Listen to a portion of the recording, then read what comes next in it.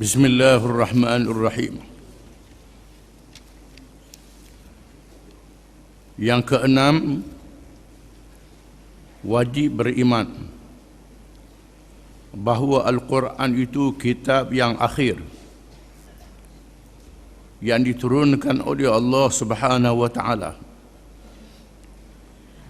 Di dalamnya segala intisari ajaran yang dibawa oleh Rasul-Rasul alaihi wassalatu wassalam dan syariat yang umum untuk seluruh manusia di setiap masa dan tempat. Ia memansuhkan syariat-syariat yang dahulu. Di antara perkara yang wajib kita beriman kepada Al-Quranul Karim ialah kita beriman dan percaya bahawa Al-Quran itu adalah kitab yang paling akhir yang diturunkan oleh Allah Subhanahu wa taala, kerana selepas ini akan berlakunya kiamat, dihancurkan dunia, langit, bumi, segala bintang cakrawala, matahari, bulan dan lain-lain. Allah Ta'ala akan mencipta alam baru, alam akhirat yang selama-lamanya. Bukan sahaja Nabi Muhammad sallallahu alaihi wasallam rasul akhir zaman, tidak ada lagi rasul selepas daripadanya, penutup kerasulan. Maka Al-Quranul Karim yang diturunkan kepada Rasulullah SAW adalah kitab yang paling akhir, yang diturunkan oleh Allah untuk seluruh manusia di sepanjang zaman sehingga hari kiamat. Di dalamnya adalah dasar-dasar yang umum, syariat yang umum, hukum syariat yang umum yang sesuai untuk seluruh manusia. Kita melihat sendiri manusia di akhir zaman ini, Allah Ta'ala telah memberi kepada mereka sedikit ilmu. Wa ma utitum minal ilmi illa qalila. Dan tidaklah diberi kepada kamu daripada ilmu melainkan sedikit saja. Dengan ilmu yang sedikit itu, manusia boleh mencipta, mereka mengadakan berbagai-bagai alat yang menghubungkan mereka di antara satu sama lain, pergi ke sana kemari dengan kapal terbang yang laju, yang besar, dan mereka mendapat maklumat, berita-berita daripada seluruh pelosok dunia dalam masa yang cepat. Yang kita tengok sendiri pada hari ini, bukan saja telefon, bahkan internet, dan mungkin ada lagi cara-cara yang lain. Maka cukup bagi manusia di akhir zaman ini satu kitab saja, iaitulah Al-Quranul Karim. Al-Quran mengekalkan dasar-dasar yang tetap yang berkait dengan iman, beriman kepada Allah, beriman kepada perkara yang gaib, beriman kepada adanya hari akhirat, rukun-rukun iman yang penting. Ini tidak berubah sejak Nabi Adam sehingga hari kiamat, tak berubah. Dalam perkara halal dan haram yang asasi, yang memberi manfaat kepada manusia dan menolak mudarat, ini tidak berubah. Dalam perkara yang berubah mengikut zaman, masa dan tempat, maka Al-Quranul Karim menasahkan beberapa hukum syariat yang dibawa oleh Rasul-Rasul dan Nabi-Nabi zaman dahulu. Contohnya Nabi Adam alaihi salam dengan syariat yang diturunkan kepadanya, mengahwinkan adik-beradik, kembar, adik dengan abang. Masa itu tak ada manusia lagi. Itu syariat Nabi Adam alaihi salam. Bila manusia sudah berkembang, maka syariat itu diubah. Tak boleh kahwin lagi adik-beradik, diharamkan oleh Allah Ta'ala. sehingga hari kiamat. Begitulah seterusnya beberapa perkara yang diharamkan kepada umat zaman dahulu dihalalkan kepada umat Muhammad sallallahu alaihi wasallam. Ini dibahas oleh kitab fiqh. Di sana ada hukum-hukum yang ditetapkan, yang ada dalam Taurah, ditetapkan di dalam Al-Quranul Karim. Seperti haramnya arak, haramnya judi, haramnya berzina. Haram ini asasi. Hukum qisas dan hudud yang berkait dengan jenayah itu ada dalam kitab Taurah, maka ditetapkan oleh Al-Quranul Karim.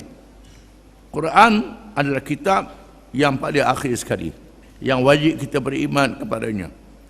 Firman Allah Ta'ala, wa anzalna ilaikal kitaba bil haqqi musaddiqan lima bayna yadayhi minal kitabi wa muhaiminan alaihi fahkum bainahum bima anzalallah wa la tattabi' ahwa'ahum amma ja'aka minal haqq. Surah Al-Maidah ayat 48.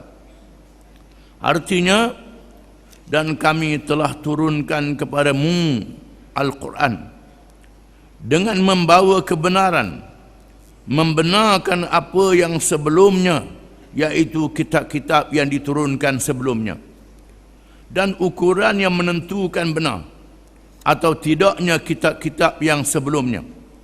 Maka putuskanlah hukuman di kalangan mereka dengan apa yang Allah turunkan, dan janganlah kamu mengikut hawa nafsu mereka dengan meninggalkan kebenaran yang telah datang kepadamu.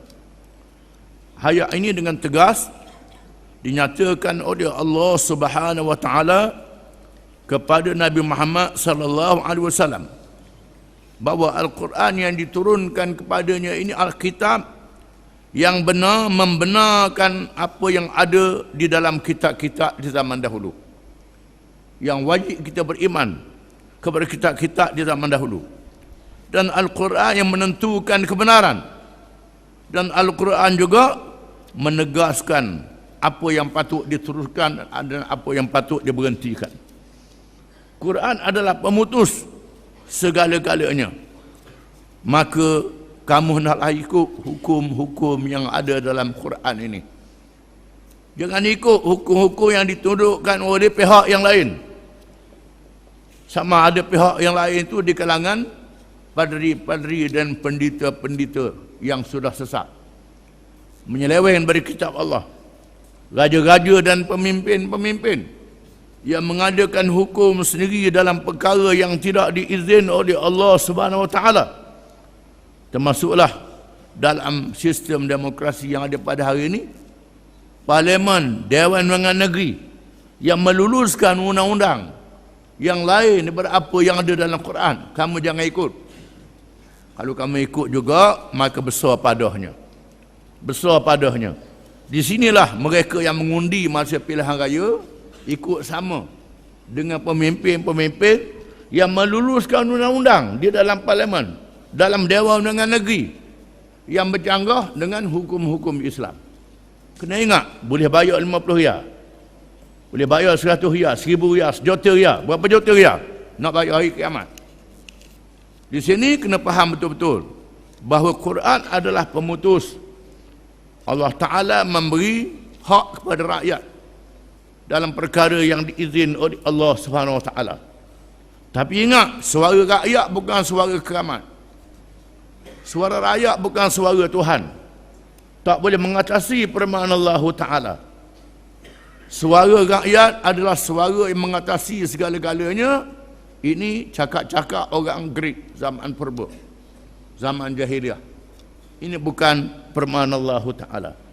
Begitu juga pemimpin-pemimpin, ketua-ketua, raja-raja, termasuklah ulama-ulama, ahli-ahli agama sami-sami tidak boleh mengadakan peraturan yang lain daripada ketetapan Allah Subhanahu Wa Taala, kecuali dalam perkara yang diizin oleh Allah Subhanahu Wa Taala. Di sana terdapat penyelewengan. Contohnya Allah Ta'ala sudah mengharamkan arak, mengharamkan daging babi. Tetapi hari ini padri-padri Kristian jamu arak di gereja. Boleh makan dari babi daripada orang Kristian. Itu pindah kitab. Pindah kitab Allah Ta'ala. Orang-orang Yahudi juga menganggap bahasa Yahudi lah manusia, bahasa lain macam binatang belaka. Ini sudah pindah keputusan Allah Ta'ala. Walaupun yang buat kerja ni adalah ulama-ulama, mereka adalah menyeleweng, kufur. Ulama pun jadi kufur juga kerana menyanggah firman Allah Ta'ala. Begitulah juga pemimpin-pemimpin, raja-raja, ketua-ketua segala-galanya tidak boleh mengatasi Al-Quranul Karim. Oleh kerana itulah Nabi kita Muhammad sallallahu alaihi wasallam dengan tegas memberi wasiat kepada sahabat-sahabat dia, kena jaga, kena ingat dalam perkara ini. An Jabirin radhiyallahu anhu anin Nabi sallallahu alaihi wasallam hina atahu Umaru faqala inna nasma'u ahaditha min yahudin tu'jibuna apa tara an naktuba, bukan taktuba, naktuba, salah dia tu.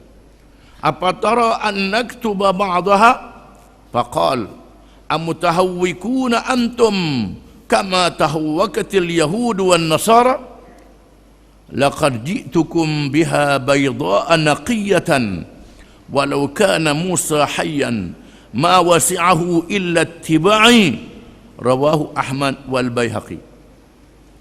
Artinya dari Jabir radhiyallahu an dari Nabi sallallahu alaihi wasallam mengenai peristiwa ketika Umar radhiyallahu anhu menghadap Rasulullah sallallahu alaihi wasallam, lalu ia berkata, kami ada mendengar cerita-cerita dan nasihat-nasihat yang menarik hati dari orang-orang Yahudi.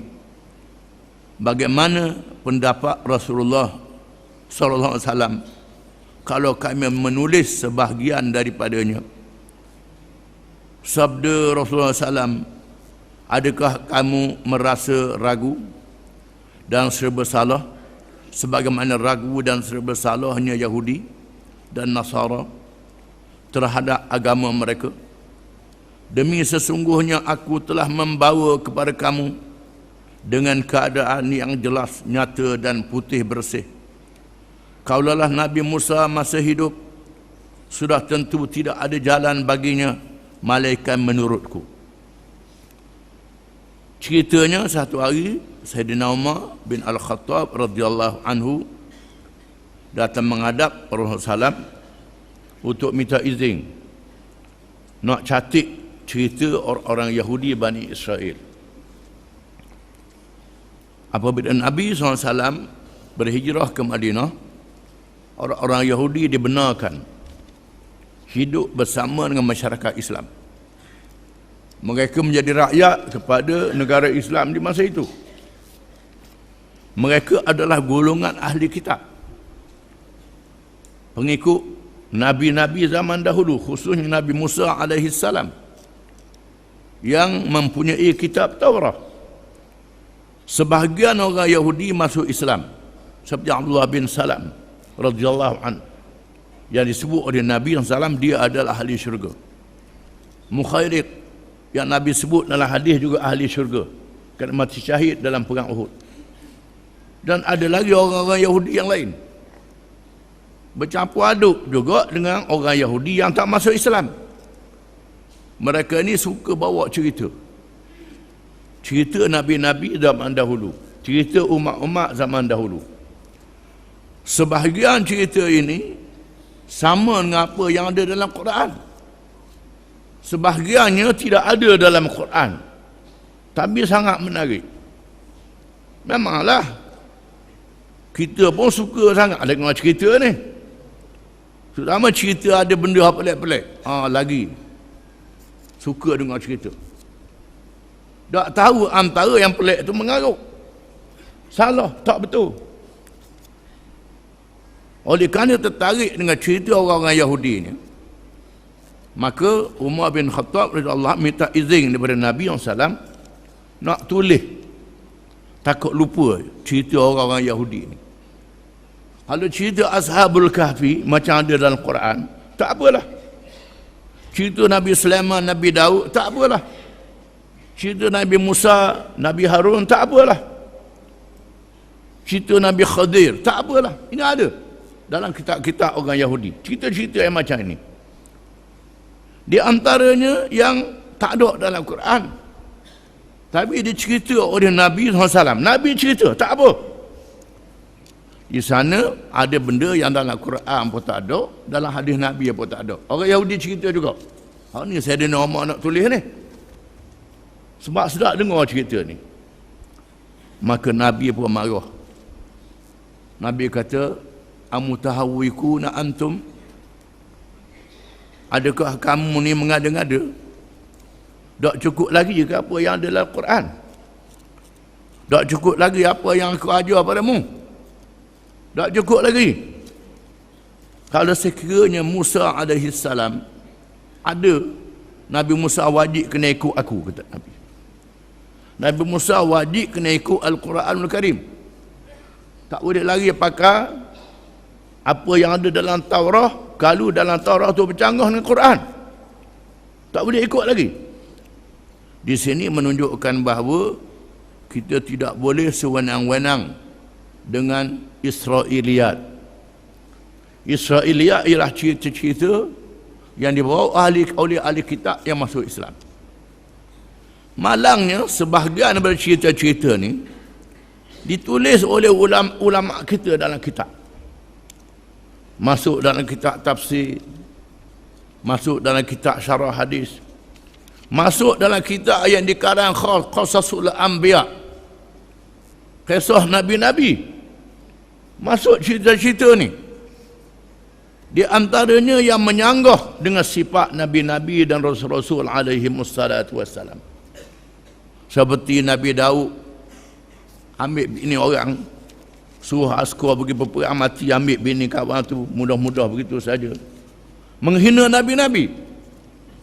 Di antaranya ialah Nabi Ayub alaihi salam, sakit sampai berulak, jatuh ulak, ambil ubuh pula ulak, buah ditubuh balik.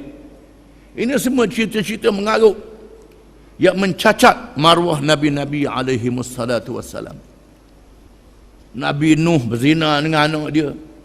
Ini cerita orang Yahudi, cerita mengarut.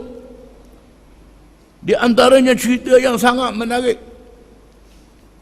Kononnya Nabi Musa alaihi salam bila nak masuk ke Palestin menghadapi kaum Jabbarin, ada seorang manusia gergasi namanya Aud bin Unuq yang tinggi dia sampai ke awang. Manusia ni, ini ada dalam kitab tafsir. Orang kita boleh tengok dalam kitab ayat selalu. Tinggi Aud ni. Sehingga Nabi Musa alaihi salam yang tinggi dia 60 seter, tukar dia 60 seter, Nabi Musa nopak. Kata Aud ni kena buku lali dia. Tak tahulah tinggi mana manusia Aud ni. Ini ada dalam kitab tafsir. Rebah Aud ni. Kerana mukjizat tukar Nabi Musa. Tuk laki dia usung bawa dia jadi jambatan di Mesir. Ada doa tahu jambatan tu. Ini ada dalam kitab tafsir. Dalam kitab tafsir ni dalam kitab. Kita sedar ini Israiliyat. Cerita-cerita orang Yahudi yang dimasukkan dalam kitab-kitab. Apa jadi masalahnya? Sebab kitab tafsir. Tafsir Khazin, tafsir Al-Qurtubi, tafsir, nama kitab tafsir. Ulama-ulama ni memasukkan cerita-cerita yang masa ni dalam kitab-kitab mereka. Dengan sebab itulah maka kitab-kitab ni tak dia baca sendiri. Kena mengaji, kena berguru. Guru-guru yang muhaqqiq, yang mentahqiqkan apa yang ada dalam kitab itu. Kerana di dalam kitab-kitab ini termasuk macam-macam. Itu kitab tafsir. Belum lagi kitab fiqh. Kitab fiqh itu juga masuk dalamnya hukum-hukum yang direka-reka. Masalah-masalah yang tak ada. Diubuh. Kalau orang ada kepala 10, nak sapu kepala macam mana ambil sembahyang. Itu mengarut belaka. Ini mengarut. Diubah dalam kitab-kitab. Tak, kita suka sangat baca kitab cerita macam ni. Duduk bahas masalah yang tidak wujud. Inilah ayat Nabi marah. Memang orang Yahudi suka macam ni. Suka masuk cerita-cerita dalam kitab-kitab mereka. Dan orang Islam yang baca kitab ni pindah dalam kitab-kitab kita, dan orang kita pun baca. Di sinilah kalau nak mengaji kena guru yang mursyid. Guru yang mursyid, guru yang mendalami ilmu-ilmu yang berkait dengan tahqiq kitab-kitab ini. Kena faham. Bukan bakal mengaji itu yang timbulnya ilmu-ilmu salah ni. Kerana ada orang yang mengaji tidak tahqiq. Yang dipelihara oleh Allah ialah Al-Quranul Karim. Quran orang tak boleh masuk ayat-ayat yang bukan Quran. Kalau hadis orang boleh masuk hadis-hadis mereka. Kecuali Bukhari dan Muslim. Bukhari dan Muslim yang dijamin oleh para ulama yang ditahqiqkan dengan hadis-hadis yang sahih. Kitab-kitab yang lain tu capu. Dan Quran ni pun kita kena faham. Ada ayat yang dinasahkan hukumnya. Ayat Quran yang masih ada, tapi hukumnya sudah tidak boleh dipakai. Disebut dalam Quran saja. Hukumnya dinasahkan oleh ayat yang kemudian daripadanya. Contohnya firman Allah Ta'ala dalam Quran. وَلَا تَقْرَبُوا الصَّلَاةَ وَأَنْتُمْ سُكَارَى. Jangan kamu menghampiri sembahyang dalam keadaan kamu mabuk. Ayat ni. Maknanya, lepas sembahyang boleh minum arak lah. Itu sebelum daripada diharamkan arak oleh ayat yang kemudian daripadanya. Ayat ini masih ada dalam Quran. Tapi hukumnya sudah tidak boleh dipakai. Dinasahkan oleh ayat-ayat yang kemudian. Ini kena faham. Bukan baca terjemahan begitu saja. Kena ada hukum-hukum dia. Inilah maka Nabi suruh teliti, kata Nabi SAW, kalau Nabi Musa masih hidup, Nabi Musa wajib ikut syariat Nabi Muhammad SAW. Di sinilah hadis yang menyebut tentang zahirnya Imam Mahdi di akhir zaman. Bila berlaku peperangan antara manusia, dunia dalam keadaan huru-hara, Allah Ta'ala menzahirkan pemimpin daripada zuriat Nabi SAW, keturunan Nabi yang disebut Imam Mahdi. Orang ahli sunnah pun percaya, orang Syiah pun percaya. Percaya belaka Imam Mahdi ni. Cuma duduk balah zahir kat mana, zahir kat mana. Kalau dah zahir tak balah lah. Itulah, senang je. Cuma orang Syiah kata ada dah duduk nusuk dalam tak no. Orang Sunni kata dah akan zahir macam biasa. Duduk balah bak tu je. Bila Imam Mahdi ni zahir, dan berlakunya fitnah Dajjal, Allah Ta'ala menurunkan Nabi Isa AS. Allah Ta'ala turunkan Nabi Isa AS. Bila Nabi Isa datang ke masjid, masih Imam Mahdi nak sembahyang subuh, dan muazzin iqamah, Imam Mahdi berundur suruh Nabi Isa jadi imam. Lalu Nabi Isa tolak Imam Mahdi kerana memuliakan umat Muhammad sallallahu alaihi wasallam. Setengah ulama mengatakan Nabi Isa nak menegaskan lagi bahawa dia Nabi Isa pun wajib kena ikut syariat Nabi Muhammad sallallahu alaihi wasallam. Ada ulama yang mensyarahkan hadis ini mengatakan bahawa makna hadis ni, mengapa Nabi Isa tak boleh jadi imam, suruh Imam Mahdi jadi imam, kerana dia nak mengimamkan dengan syariat Nabi Muhammad sallallahu alaihi wasallam. Itu dia tujuannya. Jadi tepat mengatakan bahawa syariat Nabi Muhammad SAW menasahkan syariat Nabi-Nabi zaman dahulu. Apa jadi masalahnya orang Arab pergi pakak dengan mereka nak tunggu Imam Mahdi. Jadi Sunni dengan Syiah perang, kerana Sunni dengan Syiah ni balah pasal Imam Mahdi. Zahir kat mana, zahir kat mana. Raja-raja Arab pergi ke mereka pakak dengan Obama. Pakak nak tunggu Imam Mahdi ya kau. Wallahu a'lam. Inilah jadi celaru habis. Jadi kita tengoklah apa yang berlaku akan datang itu dalam ilmu Allah Ta'ala. An Ali radhiyallahu anhu qala, wallahu a'lam.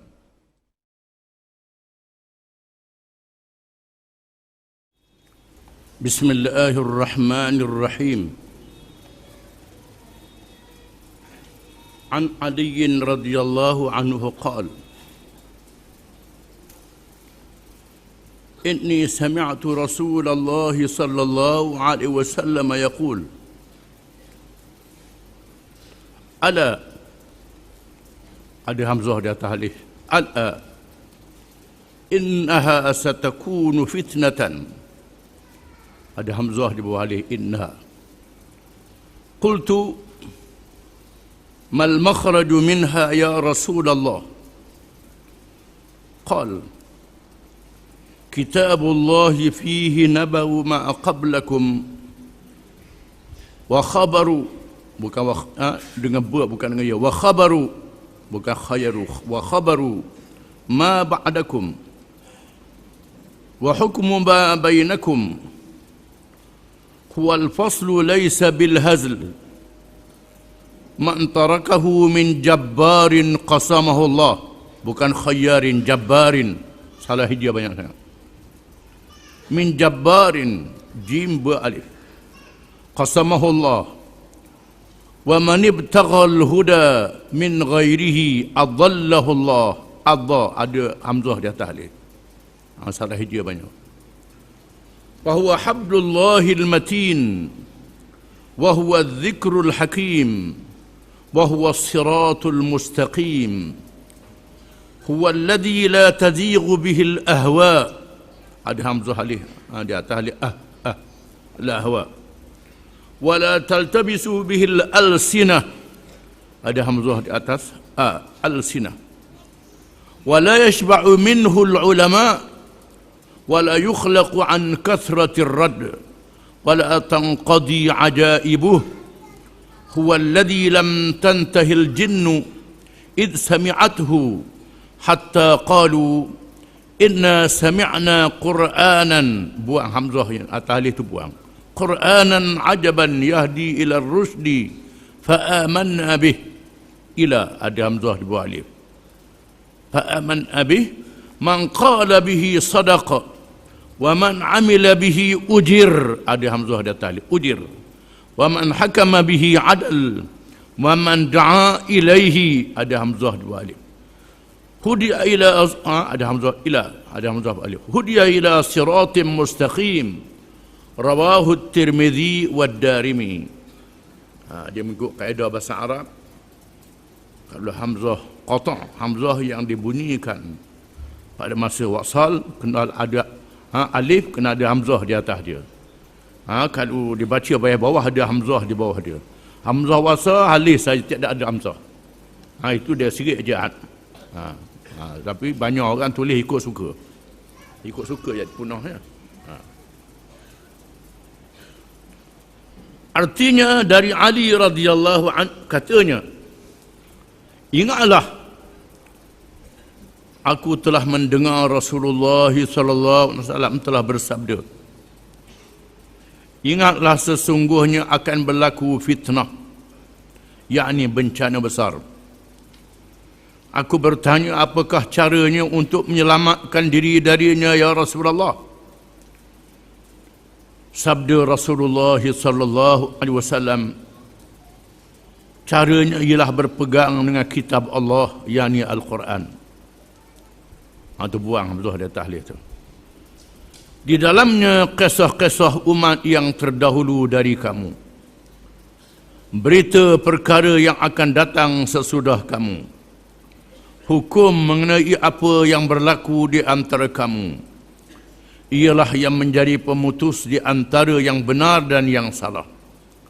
Bukannya olok-olok sesiapa jua dari golongan yang angkuh meninggalkannya, yakni tidak beramal dengan hukum-hukumnya, akan dibinasakan oleh Allah. Sesiapa yang mencari petunjuk lain daripadanya akan disesatkan oleh Allah. Al-Quran ialah tali Allah yang teguh, kukuh. Dialah pengajaran yang menjadi ikutan. Dialah jalan yang lurus, as-siratal mustaqim. Dialah kitab yang menjadikan hawa nafsu tidak menyeleweng kalau berpegang dengannya. Dialah kitab yang tidak bercampur aduk dan terkeliru dengan kata-kata makhluk. Para ulama tidak akan puas mengkajinya.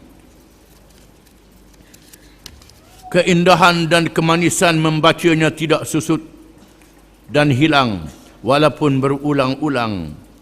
Kandungannya yang menakjubkan tidak berkesudahan. Dialah kitab yang menyebabkan sekumpulan jin apabila mendengarnya tidak tertahan hati menerimanya, sehingga mereka memujinya dengan berkata, sesungguhnya kami mendengar bacaan Al-Quran yang menakjubkan, yang memimpin ke jalan yang benar, lalu kami beriman kepadanya. Demikian juga sesiapa yang memperkatakan sesuatu dengan berdasarkan Al-Quran, benarlah perkataannya.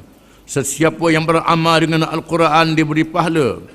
Sesiapa yang berhukum dengannya adillah ia.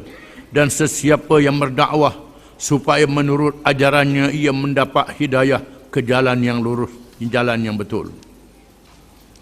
Ayat ini terkandung di dalamnya petunjuk-petunjuk yang sangat besar kepada umat Islam berkenaan dengan Al-Quranul Karim dan amaran yang akan berlaku yang diberitahu oleh Rasulullah sallallahu alaihi wasallam, iaitulah akan berlaku fitnah. Fitnah dengan makna bencana, khususnya bencana yang boleh merosakkan pegangan kepada agama. Akan berlaku di akhir zaman. Akan berlaku selepas wafatnya Nabi sallallahu alaihi wasallam. Akan berlaku bencana. Dan apa yang beri amaran itu benar-benar berlaku. Sebaik saja wafat, matinya Nabi sallallahu alaihi wasallam, maka berlakulah fitnah murtad, keluar daripada agama Islam oleh kabilah-kabilah Arab yang sudah masuk Islam. Sebahagian mereka balik kepada agama menyembah berhala. Sebahagian mereka mengikut nabi-nabi yang bohong, walaupun tidak ada nabi selepas Muhammad sallallahu alaihi wasallam. Sebahagian daripada mereka membatalkan hukum yang diwajibkan oleh Allah. Di antaranya hukum wajib adanya kerajaan Islam, hukum wajibnya zakat. Mereka mengatakan tidak perlu lagi kerajaan di Islam. Maka mereka buat ikut suka, dan mereka mengatakan zakat sudah tidak wajib. Di mana terlalu ramai mereka yang murtad ini disokong oleh dua kuasa besar dunia, Parsi dan Rom. Dua kuasa besar dunia, Parsi dan Rom. Yang tidak murtad, Madinah, Mekah, Taif, dan beberapa kabilah di Yaman, beberapa kabilah di semenanjung tanah Arab, Oman dan Bahrain. Ini adalah daerah yang tidak murtad. Walaupun Oman dan Bahrain dikuasai kerajaan oleh mereka yang murtad, namun masih ramai rakyat yang tidak murtad. Satu bencana melanda umat Islam. Ketika para sahabat radhiyallahu anhum dalam keadaan kacau fikirannya dengan sebab matinya Rasulullah sallallahu alaihi wasallam, Abu Bakar radhiyallahu an menyampaikan ucapannya yang masyhur, ayuhan nas fa innahu man kana ya'budu Muhammadan fa inna Muhammadan qad mat wa man kana ya'budu Allah fa inna Allah hayyun la yamut wa ma Muhammadun illa rasulun qad khalat min qablihi ar-rusul afa imma ta'aw qutilan qalabtum ala a'qabikum wa man yanqalib ala aqibaihi falan yadurrallaha syai'a wa sayajzillahu syakirin. Wahai manusia, wahai orang-orang yang hadir, ketahuilah barang siapa yang menyembah Muhammad, Muhammad sudah mati. Barang siapa yang menyembah Allah, Allah itu maha hidup, tidak mati sekali-kali. Tiadalah Muhammad itu melainkan dia seorang Rasul. Rasul yang dilantik oleh Allah. Adakah sekiranya Muhammad mati, maka tumi kamu berpusing, paling tadah daripada Islam. Barang siapa yang tuminya berpusing, maka dia tidak memberi apa-apa mudarat kepada Allah. Dan Allah memberi ganjaran kepada mereka yang bersyukur di atas nikmatnya. Ucapan ini menenangkan keadaan. Maka Abu Bakar akhirnya dilantik menjadi khalifah. Khalifah yang makna pengganti yang memerintah negara, memimpin kerajaan Islam. Langkah yang pertama ialah menyusun bala tentera untuk memerangi mereka yang murtad ini. Di Mekah, pemimpinnya Suhail bin Amr. Walaupun gubernur Mekah, Usaid bin Hudair, yang masih muda, tidak mampu menghadapi keadaan. Kerana Mekah juga dikepung oleh kabilah-kabilah yang murtad. Maka Suhail bin Amr, yang dianggap sebagai orang tua, dia sudah masuk Islam. Pada masa perjanjian Hudaybiyah, dia mewakili Quraisy berbalah dengan Nabi dalam perjanjian itu, dalam kisah yang terkenal. Dia masuk Islam. Pada masa berlakunya peristiwa murtad ini, dia telah mengambil alih, menyelamatkan penduduk Mekah. Lalu dipanggil penduduk Mekah dan dia menyampaikan ucapan di atas pintu Kaabah, memberi amaran kepada penduduk Mekah, jangan sekali-kali murtad, keluar daripada Islam, walaupun Rasulullah sudah mati. Bawalah Usaid bin Hudair yang masih muda itu keluar.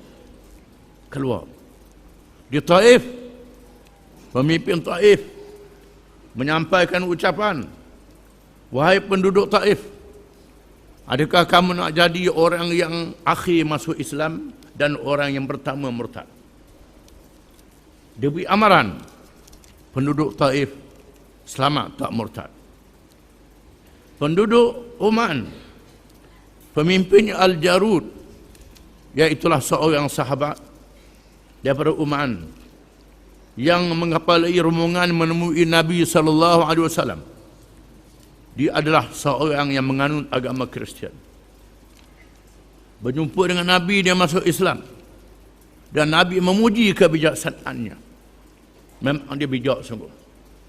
Bila berlakunya murtad di kawasan itu, menyebabkan kerajaan diambil alih oleh mereka yang murtad.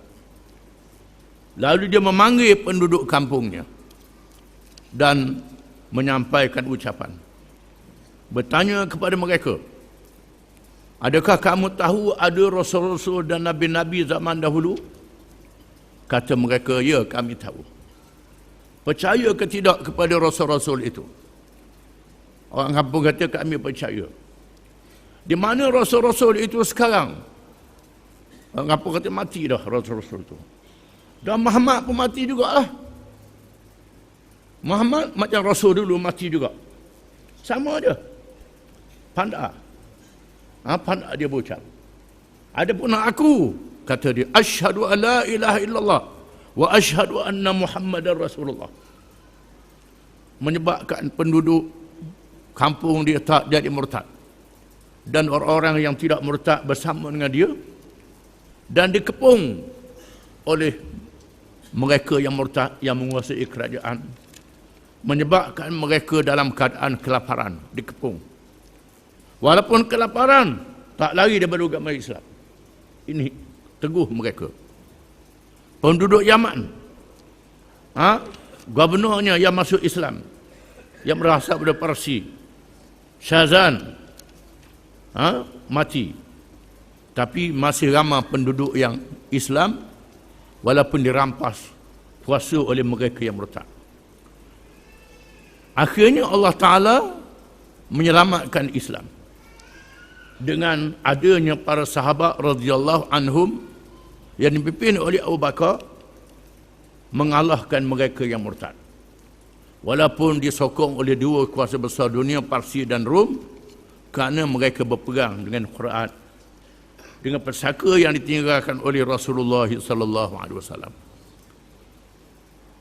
Dan orang Islam dilanda fitnah lagi, berperang sesama sendiri selepas Saidina Osman dibunuh. Berperang sama sendiri, namun mereka yang balik pada Quran selamat. Saidina Ali memimpin kerajaan di masa itu. Zaman Abbasiyah, diterjemah buku-buku bahasa asing dalam bahasa Arab. Mula-mula terjemah buku perubatan, terjemah buku geografi, terjemah buku ilmu hisab, terjemah macam-macam buku ilmu pertanian. Kemudian terjemah buku falsafah. Bila terjemah buku falsafah, menyebabkan aliran falsafah masuk ke dalam fikiran orang Islam. Lalu membahagikan Allah Ta'ala, sifat Allah Ta'ala dengan menggunakan akal. Menggunakan akal. Membahagikan perkara agama menggunakan akal.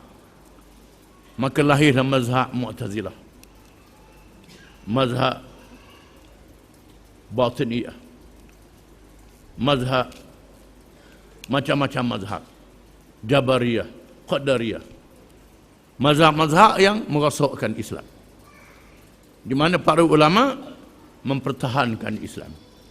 Walaupun satu ketika kerajaan menganut mazhab yang salah ini, Islam diselamatkan oleh Allah Ta'ala.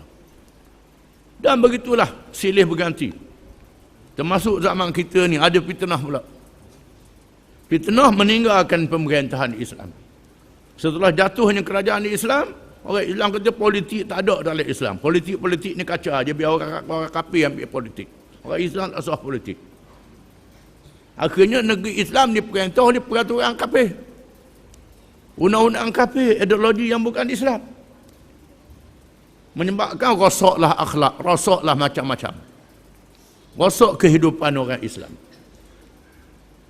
Tapi Allah Ta'ala tetap menyelamatkan Islam. Ini semua sudah ada pesanan Rasulullah sallallahu alaihi wasallam.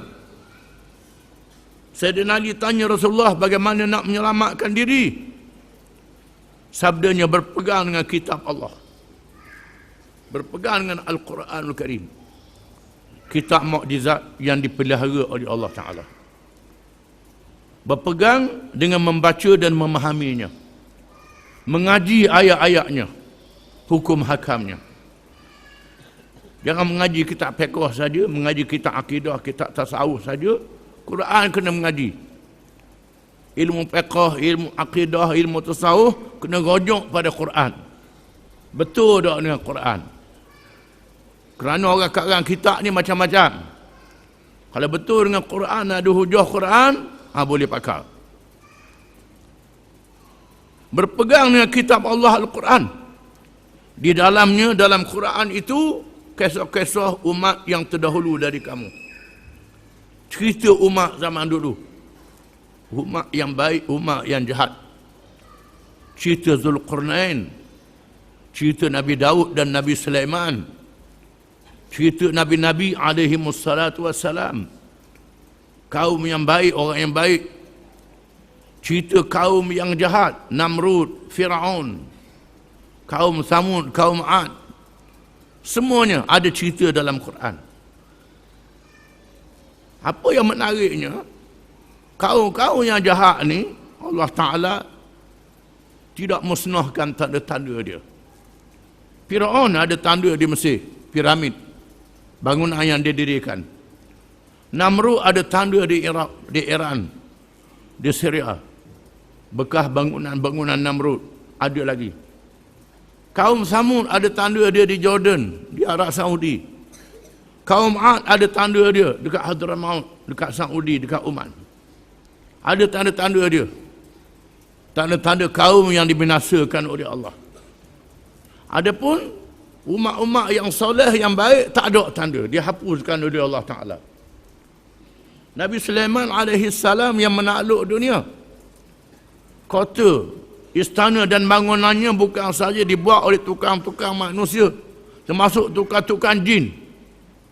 Dihapuskan oleh Allah Ta'ala. Tak ada, lenyap. Adapun tanda-tanda mereka yang dikutuk dan anak ada. Orang boleh pergi melawat. Duka ceritanya yang pergi melawat tu pula puji bagusnya, hebatnya. Tamadun orang zaman dulu. Ni sesat ni. Tak baca kesesatan dia. Tak baca mereka dilaknat oleh Allah Ta'ala, dikutuk oleh Allah Ta'ala. Di sinilah ulama-ulama mengatakan pergi melawat tempat tu makruh. Betul ulama-ulama ni. Kerana banyak orang tergoda dengan tempat-tempat ini. Jadi makruh. Baik dah sagi. Kecuali mereka yang ada ilmu, yang ada pengetahuan untuk mengambil dalil. Hak tak ada ilmu jadi ngaca. Pergi laut mati ambil wak obat pula dah. Wak obat ambil berkat. Negeri yang dilaknat oleh Allah Ta'ala. Ada mufti beri petua pula dah, apa pula dah. Jadi makin punah lagi pula dah. Sedangkan Nabi bila melihat sahabatnya lalu di Madain Saleh, tempat kaum Samud, lalu ambil air telaga. Telaga yang menjadi air minuman untuk Nabi Saleh, minuman kaum Samud. Para sahabat ambil air, minum, kemudian buat uli gandum. Nabi kata jangan makan, jangan buat uti, pergi makan unta kan untuk. Ini negeri yang dilaknat oleh Allah. Kita jangan pergi ambil obat, buat air tawar dah. Ini kena faham, betul-betul. Cerita umat zaman dulu dan cerita yang akan datang. Cerita tentang matahari, tentang bulan, tentang bintang cakrawala, tentang peredaran bumi. Hari ini ahli-ahli sains membuat kajian apa yang Quran cerita tu betul berlaku. Benar. Kita melihat berlakunya cuaca dunia yang merosakkan. Quran dah beritahu zaharal fasadu fil barri wal bahri bima kasabat aydin nas liyudhiqahum ba'da alladhi amilu la'allahum yarji'un. Zahir keburukan di darat dan di laut dengan sebab kerja yang dibuat oleh tangan-tangan manusia sendiri. Tangan manusia yang buat kerja. Merosakkan laut, merosakkan darat, merosakkan cuaca dunia. Tuhan rasakan pada mereka sebahagian daripada mereka. Dan banyak lagi perkara-perkara yang lain. Hukum yang ada dalam Quran adalah hukum yang adil. Hukum yang betul, jangan tinggal Quran. Yang lain pada Quran, hukum yang salah. Mana-mana pemerintah, kerajaan yang beramal dengan Quran, kerajaan tu adil. Kerajaan yang tak beramal dengan Quran, kerajaan tu zalim. Kita dah hak adil ni hak bagi pitih ke kita. Bukan hak ikut Quran, hak bagi pitih. Itu hak adilnya. Asal bagi pitih sudahlah, dah ikut Quran tak apa. Ni dia, ni dah betul dah otak tu. Fikiran jadi tak betul. Dalam Quran jalan yang lurus. As-siratal mustaqim. Yang kita minta pada tiap-tiap rakaat semayang, ihdinas siratal mustaqim. Quran lah. As-siratal mustaqim. Siratal ladzina an'amta alaihim. Jalan orang-orang yang telah kau beri nikmat ke atas mereka, iaitulah nabi-nabi yang ikut kitab Allah, berakhir dengan Quran. Siddiqin, yang membenarkan apa yang ada dalam kitab yang dibawa oleh Nabi. Syuhada, orang yang mati berjuang sehingga mati menegakkan Islam. Salihin, orang-orang yang saleh. Ghairil maghdub alaihim, bukannya yang dimerkai ke atas mereka yang tahu kitab tak ikut kitab. Ni alim, tahu kitab tak ikut kitab. Ini al-maghdub alaihim. Ad-dhalin, yang tak tahu apa satu, tak tahu apa. Hak tahu dah ikut, ni al-maghdub alaihim. Ad-dhalin, yang tak tahu apa satu. Sebut dah dalam Fatihah tu. Saya baca saja. Baca saja-saja sembahyang tidak menghidupkan hati kita. Kena baiki kedudukannya. Dalam Quran tidak ada perkara yang bercampur aduk, tak ada perkara yang keliru. Ulama-ulama yang mengkaji dengan mendalam, merasai kemanisannya, sehingga hari ini banyak orang-orang cerdik pandai di negeri orang putih masuk Islam. Hak cerdik pandai. Bila dia sebut Islamofobia, dengki Islam. Dengki Islam. Islam dianggap ganah, dianggap jahat, dianggap tak pakar, dianggap ni menyebabkan orang-orang putih yang suka membaca, membeli Quran terjemahan dalam bahasa Inggeris, bahasa Perancis, bahasa Sepanyol, bahasa Jerman, bahasa Rusia. Mereka baca terjemahannya, belum baca Quran lagi, terjemahan dia. Quran lebih mendalam, terjemahan dia. Banyak yang baca terjemahan ni masuk Islam. Masuk Islam. Betul apa yang ada dalam Quran. Kita yang Islam dah ni baca saja tak faham. Ada orang kafir yang baca faham. Tengok terjemahan dia menyebabkan dia masuk Islam. Bahkan ada kalangan mereka itu yang tahu Arab gomo-gomo ini tu tak betul. Padahal dia orang putih. Dia baca Quran, dia reti. Arab, bahasa dia tak reti dengan Quran.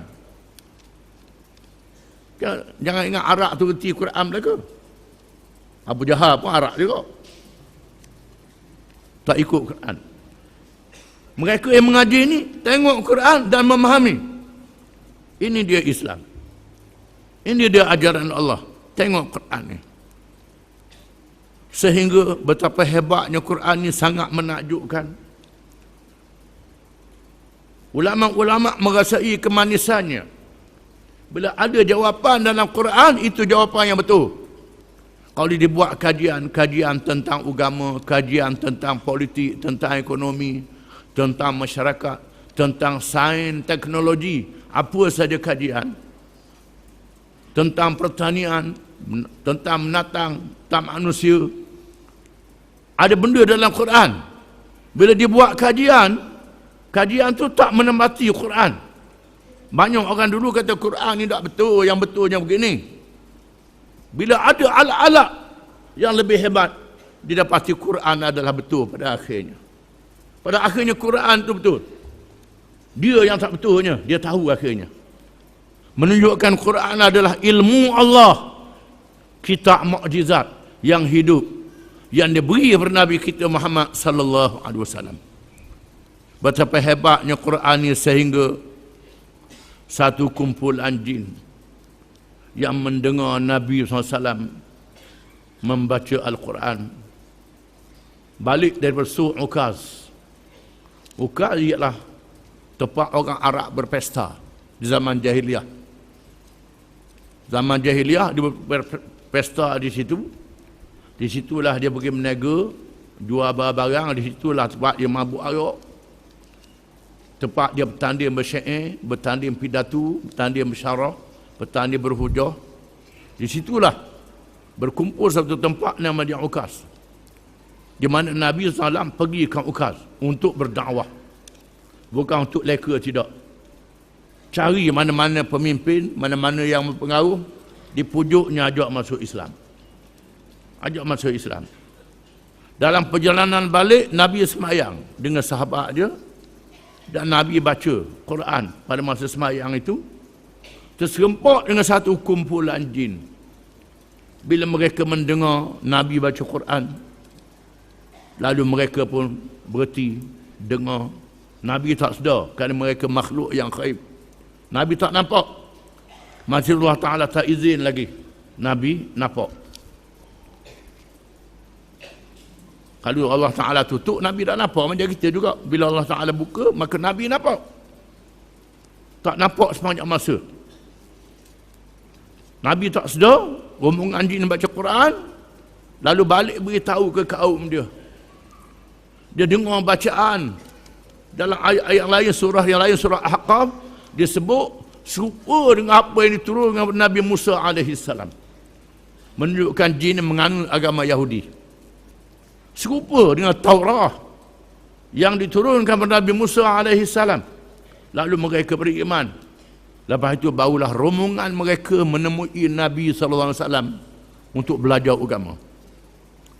Sesungguhnya sesiapa sahaja yang mengkaji Al-Quran, mempelajarinya, memahami dengan sedalamnya, walaupun berulang kali, maka setiap kali dia melakukannya, setiap kali pula ia bertemu dengan keistimewaan yang tidak mungkin dicipta oleh makhluk. Baca beribu kali, ratus kali pun, tiap-tiap kali baca akan ada penemuan baru dalam Quran ini. Ini hebatnya ilmu Quran, membuahkan Quran, membuahkan ilmu. Wallahu a'lam.